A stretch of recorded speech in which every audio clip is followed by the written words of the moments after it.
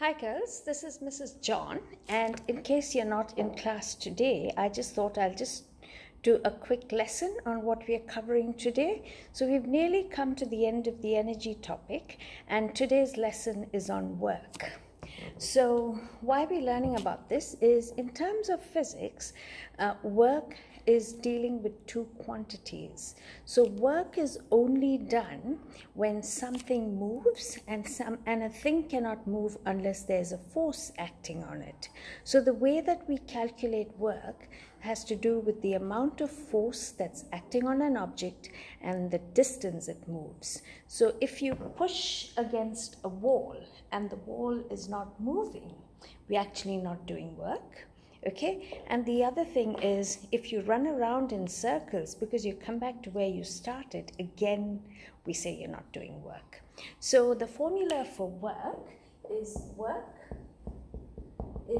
force times distance.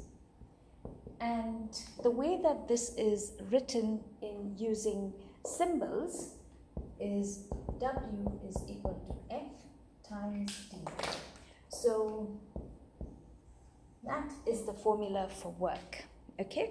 And the other thing is, this topic is on energy, and you're wondering, so why are we learning about work when the topic is called energy? And here's the point.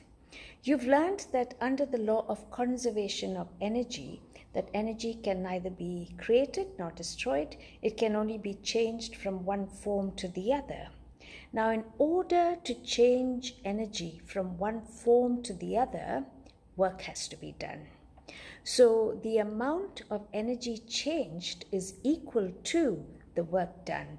And so this is an important concept for us to remember and to understand, that work done is equal to energy changed. So this is another important thing.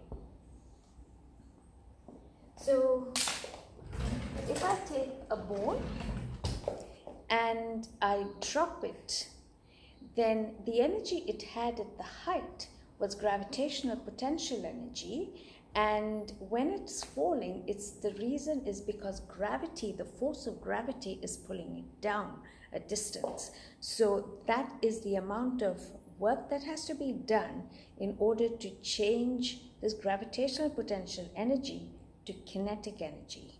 Okay, so there's this ball at the height and it's falling down, and let's say the amount of gravitational potential energy it has is 50 joules, then 50 joules of work has to be done in order to convert this 50 joules of gravitational potential energy to 50 joules of kinetic energy. Now, sometimes not all this energy is changed from one form to the other.